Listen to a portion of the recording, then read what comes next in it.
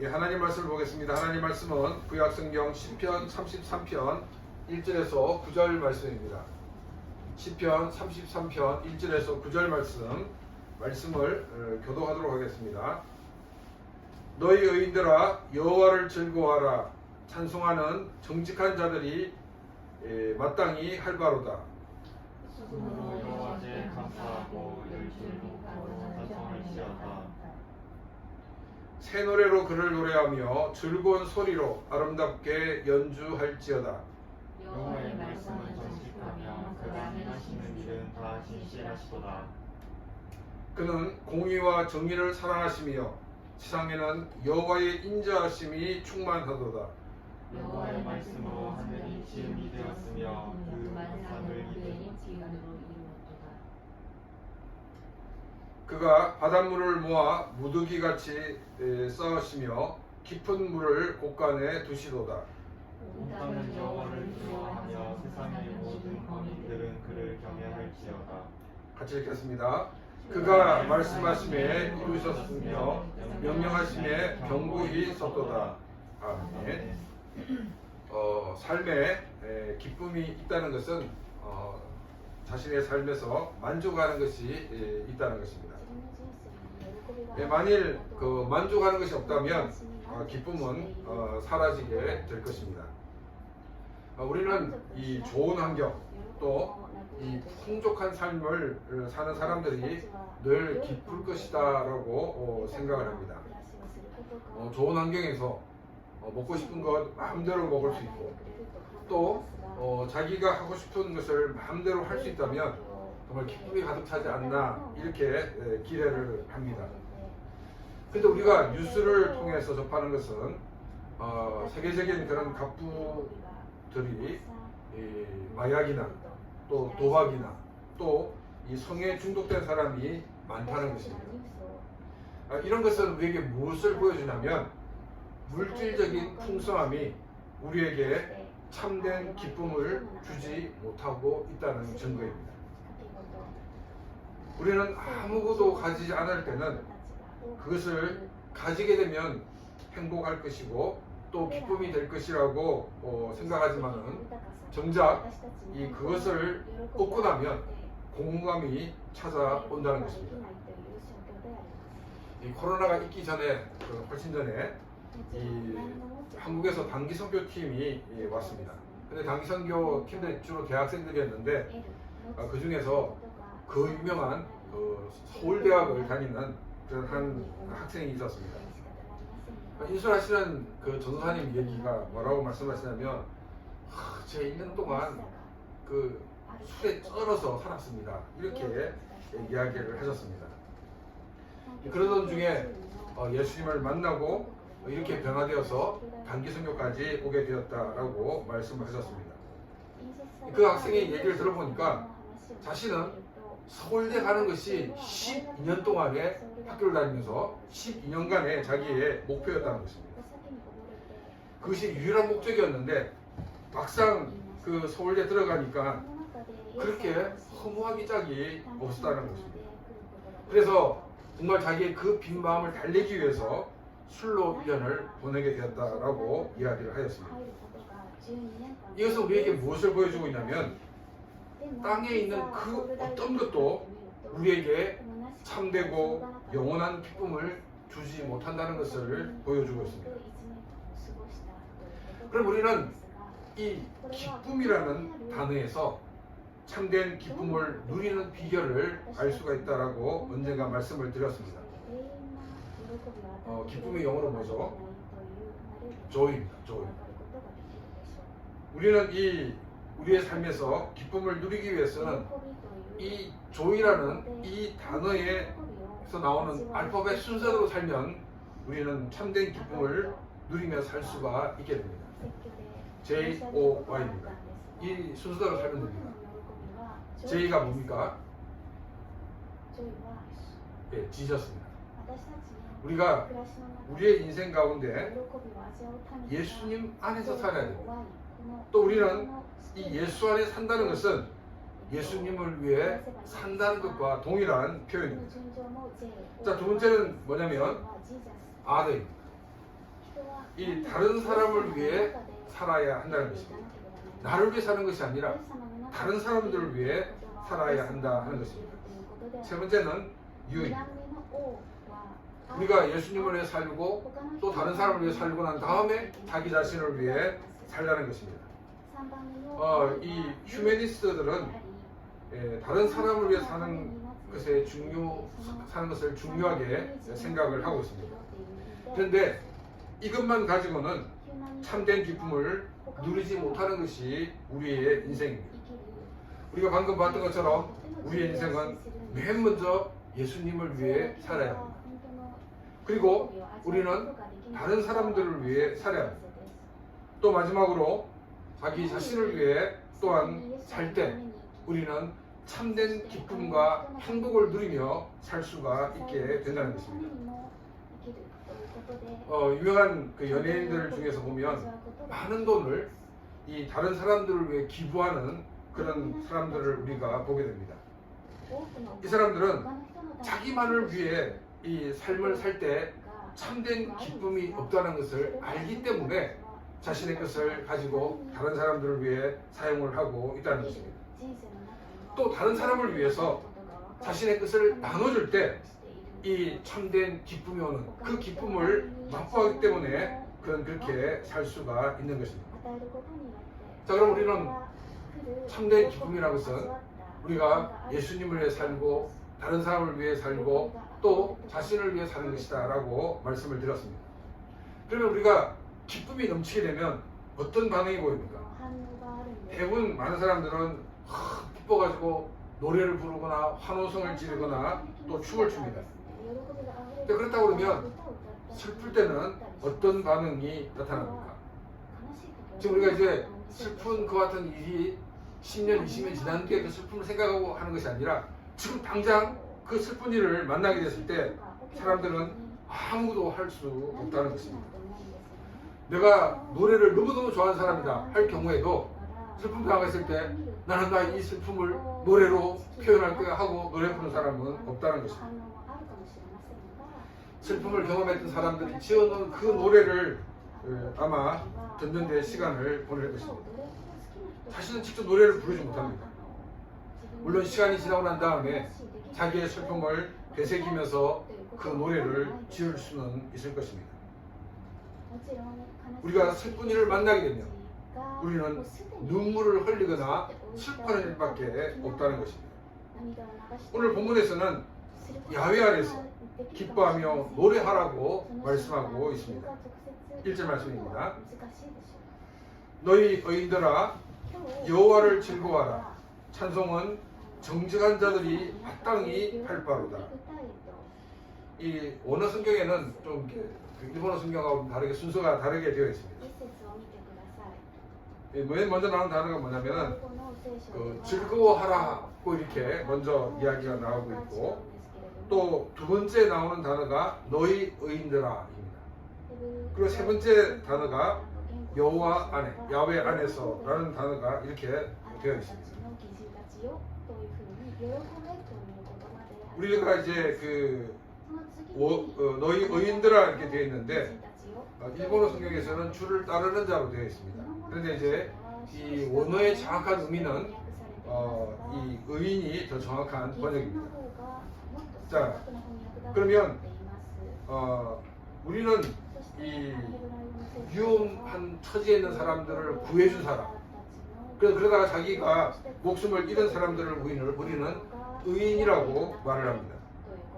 근데 성경에서 나오는 의인은 착한 사람, 혹은 이 바른 사람, 혹은 바른 일을 한 사람이라는 뜻이 아니라는 것입니다. 성경이 말하는 의인은 죄에서 용서함을 받은 사람을 말하고 있습니다. 성경은 모든 사람들이 죄인이라고 말하고 있습니다. 그리고 의인은 한 사람도 없다라고 말하고 있습니다. 이 성경 말씀을 들으면 이 발칵 화를 내는 사람이 있습니다. 아니 내가 이렇게 착하게 살았는데 날 보고 죄인이라니 이렇게 화를 내는 사람도 있을 것입니다. 그래서 우리가 이 죄인지 또 죄가 아닌지 이 모든 기준은 그 사회마다 각 기준이 다릅니다. 제 꿈이기도 한데 이 독일 아우토반에서 촥 하는 속도를 한번 밟아보는데 제 꿈입니다.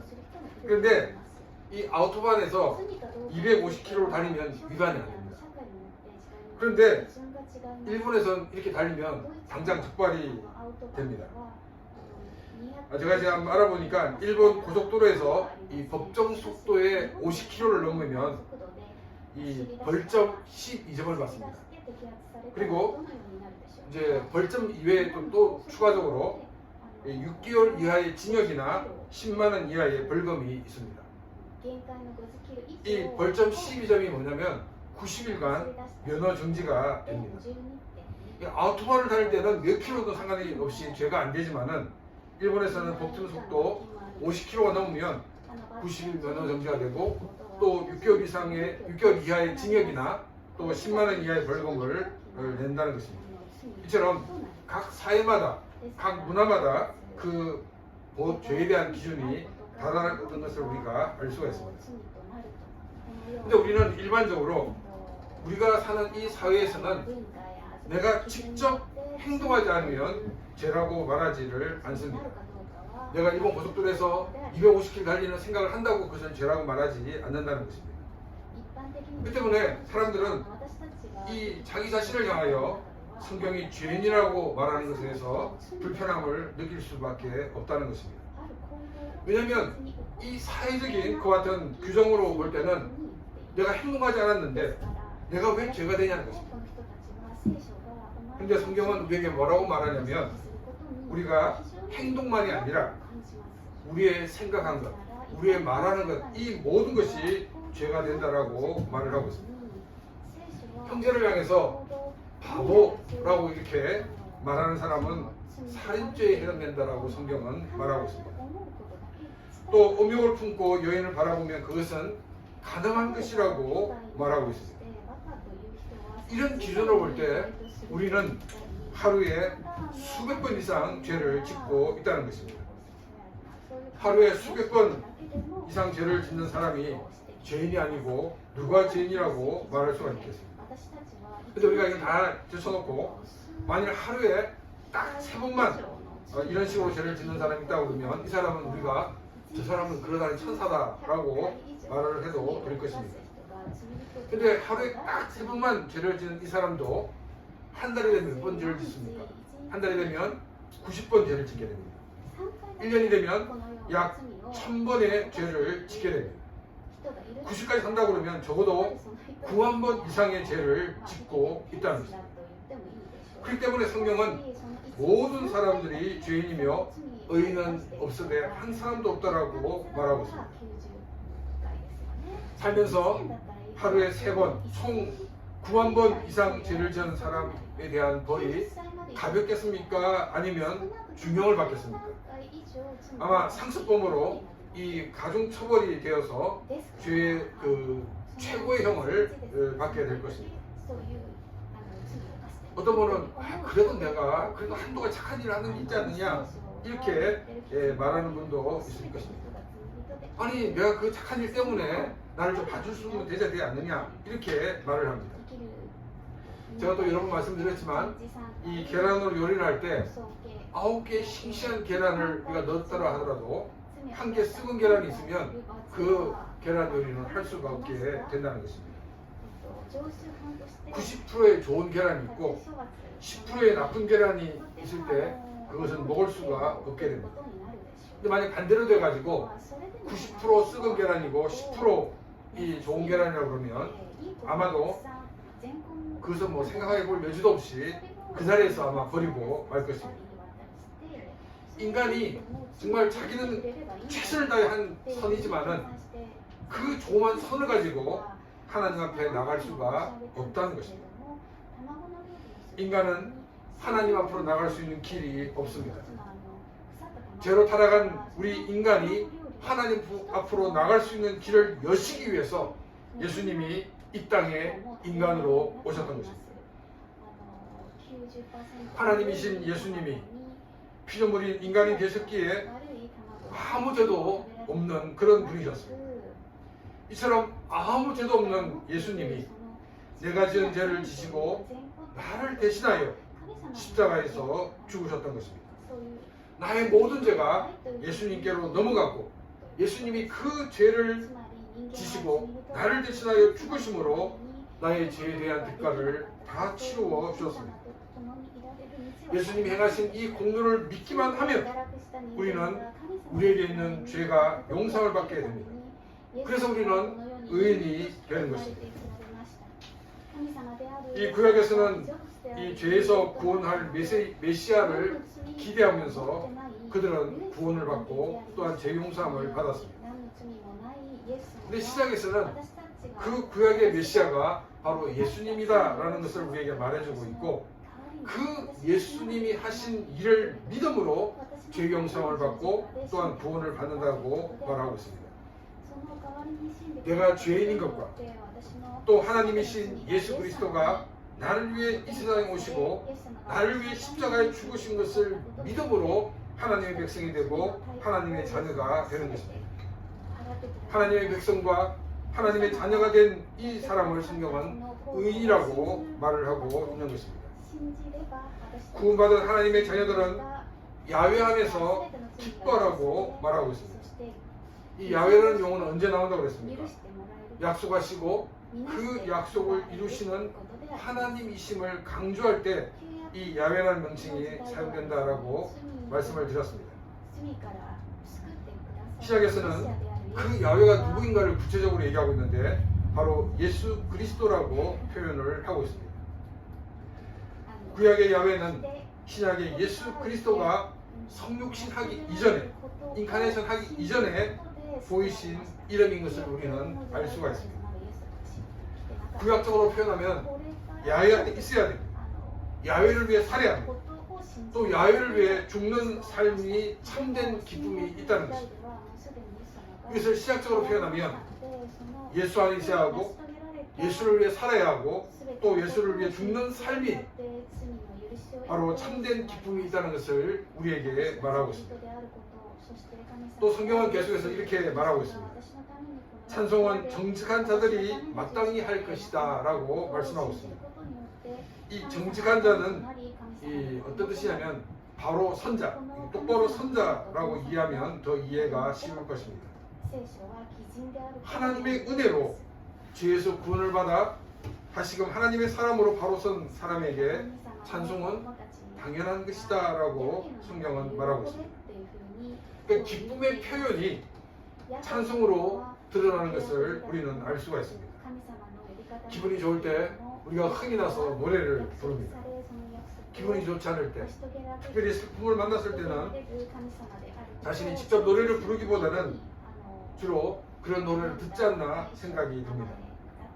구원받은 나는 내가 처한 환경의 지배를 받지 말고 야훼 안에서 기뻐하며 하나님을 찬양하는 삶을 살라는 것이 오늘 본문이 우리에게 말씀하고 있는 내용입니다.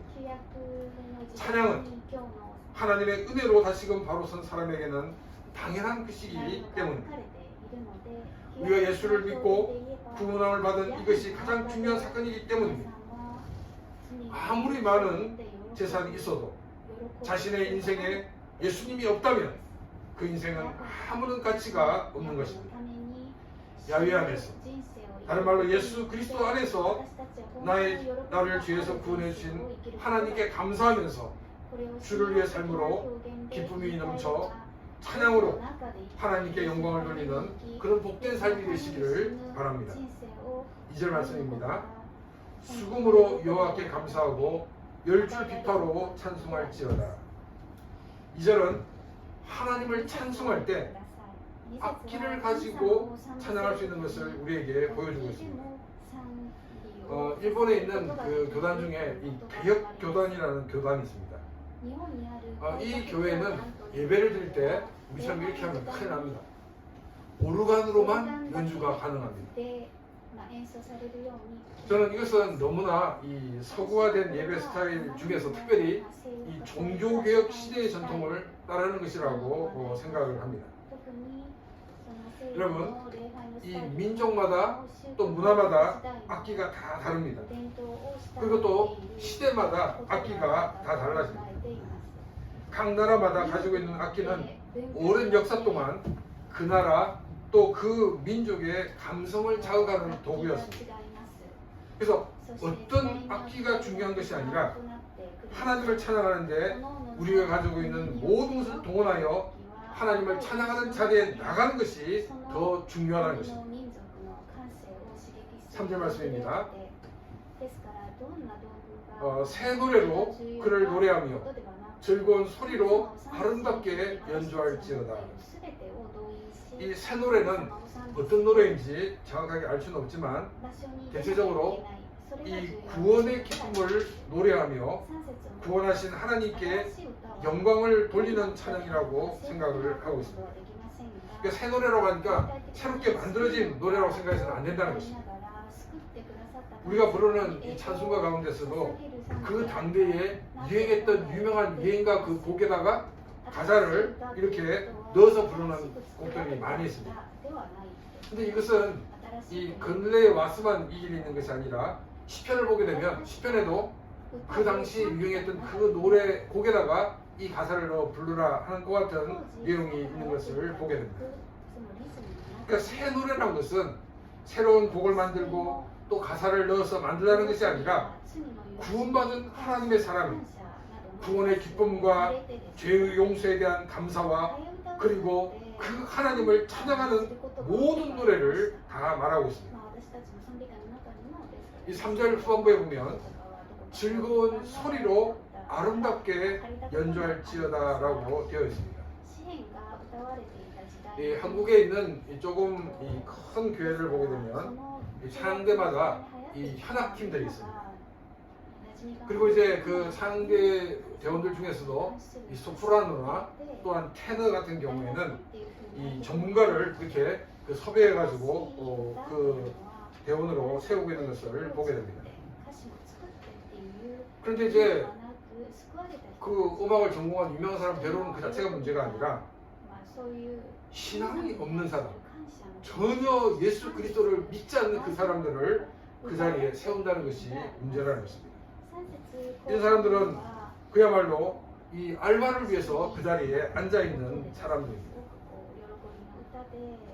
그들은 노래를 부르거나 연주하는 걸로 하고로 그 자리에서 떠나버리고 만다는 것입니다. 전공한 사람을 세우는 게 문제가 아니라 바로 하나님을 모르는 사람들, 또 심지어 하나님을 향하여 부정적인 그런 마음을 가진 사람들까지 그 자리에 세우는 것이 문제라는 것입니다. 아름다운 연주를 하기 위해서 할 수는 없다라고 말할 수 있을지 모르겠지만은 그것은 하나님이 기뻐하시는 찬양이 아니라는 것입니다. 즐거운 소리로 하나님을 찬양해야 합니다. 하나님을 알지 못하는 사람들, 그 사람들 어떻게 즐거운 소리로 하나님을 찬양할 수가 있겠습니까? 이 즐거운 소리는 무엇입니까? 바로 구원의 기쁨과 감격을 가지고 하나님을 찬양하는 소리를 말하고 있습니다. 그 소리는 이 곡을 무시하고 마음대로 불러라는 것이 아닙니다. 우리가 가능한 그 곡을 맞춰서 부르는 것이 가장 아름다운 노래입니다. 그러나 우리가 구원의 기쁨과 감격을 가지고 하나님을 찬양하는 그런 우리의 삶이 되기를 바랍니다. 그래서 이제 찬양할 때도 정말 우리가 담대히 하나님을 찬양하는 그런 귀한 삶이 되시기를 바랍니다. 또 특별히 기도할 것은 제가 이제 이 음악에 대한 달란트가 없다 보니까 우리가 이렇게 지금 이제 동영상을 만들어 찬양을 하고 있는데 찬양 사역자가 세워줄 수 있도록 여러분들 기도해 주셔서 정말 아름다운 찬양으로 우리가 하나님을 찬양할 수 있도록 기도해 주시기 바랍니다. 4절입니다. 여호와의 말씀은 정직하며 그가 행하시는 일은 다 진실하시도다. 이 시편 기자는 구원받은 하나님의 사람이 찬양해야 할 것이 무엇인가를 구체적으로 소개를 하고 있습니다. 맨 먼저 찬양할 것이 뭐냐면 야훼 하나님의 말씀이다라고 말하고 있습니다. 4절부터 9절까지가 바로 야훼 하나님의 말씀이 어떤 면을 찬양해야 될지를 구체적으로 언급을 하고 있습니다. 4절에서는 야훼 하나님의 말씀은 정직하다라고 말하고 있습니다. 이 정직하다는 것은 바로 바르다는 것입니다. 하나님의 말씀에는 틀린 것이 없다라고 우리는 성경이 말하고 있는 것을 보게 됩니다. 성경을 읽는 사람들이 자기의 문화에 갇혀서 성경을 해석하는 것이 문제이지 이 하나님의 말씀인 성경은 틀린 것이 없다는 것입니다. 우리의 이성으로 이해가 되지 않을 때도 있다는 것입니다. 근데 우리가 기억해야 되는 것은 뭐냐면 우리의 이성에 한계가 있다는 것입니다. 우리가 과학이나 고고학을 보게 되면 이 과학과 고고학이 성경을 비판하는데 이 과학과 고고학이 발달되고 난 다음에 그전에는 이해 못했던 것이 이해가 돼요. 오히려 성경을 더 해석해 주는 것 같은 것들이 많이 있는 것을 보게 됩니다.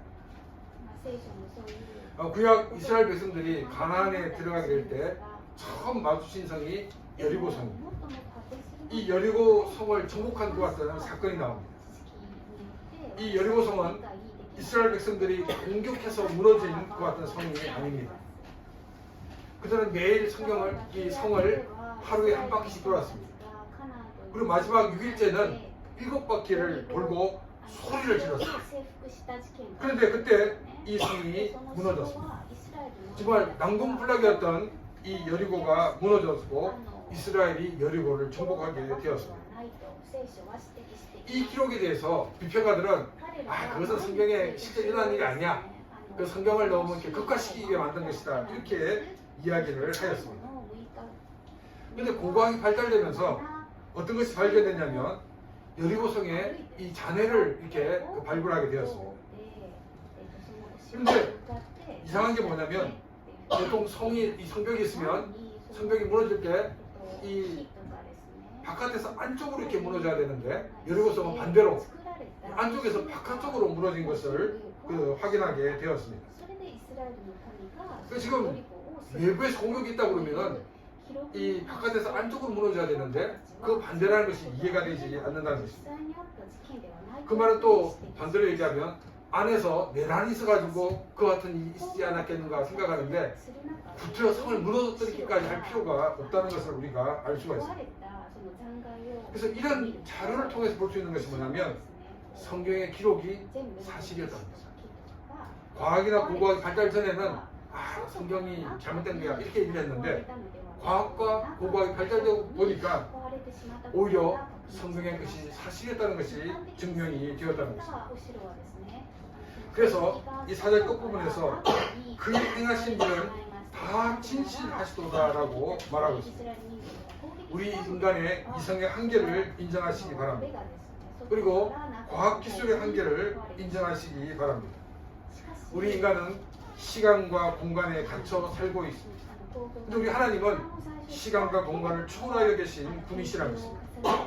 이런 하나님이 말씀하시는 것에 대해서 우리는 아멘으로 받아들이시길 바랍니다. 또 경우에는 우리가 성경을 변환한답시고 또 무리하게 말을 하는 경우도 있습니다. 그렇게 무리하게 말하지 않아도 됩니다. 성경은 스스로가 말하고 스스로가 진실함을 증거하고 있다는 것입니다. 우리는 아멘하고 믿음으로 받아들이면 되는 것입니다. 5절 말씀입니다. 그는 공의와 정의를 사랑하시며 세상에는 여호와의 인자하심이 충만하도다. 성경을 통해 우리에게 보여주시는 것은 하나님의 속성입니다.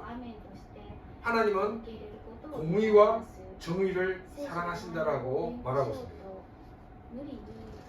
여러분 공의와 정의를 사랑하는 사람이다라고 그러면 우리는 어떤 느낌이 듭니까? 그 사람은 조금 차가운 사람이다라는 생각을 가지게 됩니다. 그러니까 하나님의 공의와 정의를 사랑하신다고 할 때 우리는 하나님이 너무 이렇게 냉정한 분이 아닌가 하는 그런 생각을 가지게 됩니다. 그런데 이 세상에는 하나님의 인자심이 충만하다라고 이야기를 하고 있습니다. 여러분 이 세상은 어떻게 보면 모순 덩어리입니다. 그런데 이 모순 덩어리인 이 세상이 망하지 않고 존재하는 것은 사람들이 뛰어나서가 아닙니다.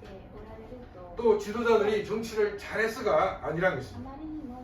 하나님의 인자심이 있기 때문입니다. 이 세상에 모순 덩어리로 존재하는 것은 이 세상의 통치자들이 잘 통치해서가 아니라 이 세상의 참된 주인이신 또 이 세상의 통치자이신 하나님께서 또 공의와 정의를 실행하는 가운데 하나님의 인자심을 베풀어 주시기 때문입니다. 사람들은 인자심을 보지 못하고 어떻게 생각하냐면 하나님이 공의가 멀지 않느냐, 하나님이 정의가 멀지 않느냐 이렇게 생각하지만 그것이 아니라 하나님의 인자심 때문에 이 땅이 존재하고 있다는 것입니다. 우리 하나님은 성경 말씀대로 공의와 정의를 사랑하시는 분이십니다. 하나님의 공의대로, 하나님의 정의대로 한다 그러면 이 세상에 남아있는 것은 아무것도 없기 때문에 하나님은 참으시고 또 참으시는 것입니다. 이것이 하나님의 인자심입니다. 나를 향한 하나님의 인자심이 있었기 때문에 내가 존재할 수 있었고 내가 이렇게 하루하루를 살아갈 수가 있는 것입니다. 하나님의 인자심을 받은 우리들은 하나님이 사랑하시는 공의와 정의에 서는 그런 귀한 삶을 사는 복된 삶이 되시기를 바랍니다. 6절과 7절 말씀입니다. 여호와의 말씀으로 하늘이 지음이 되었으며 그 만상을 그 입 기운으로 이루었도다. 그가 바닷물을 모아 무더기 같이 쌓았으며 깊은 물을 곳간에 두시도다. 이 6절과 7절 말씀은 뭐냐면 하나님께서 하나님의 말씀으로 이 세상을 만드셨다라고 말하고 있습니다. 하늘의 모든 우주 또 이 지구상에 존재하는 모든 것들 그리고 바다도 하나님이 창조를 하셨다는 것입니다. 세상을 창조하시는 그 하나님의 말씀의 능력은 우리를 새롭게 하신다는 것입니다. 우리를 새로운 창조물로 하나님은 만들어 주신다는 것입니다. 8절 말씀입니다.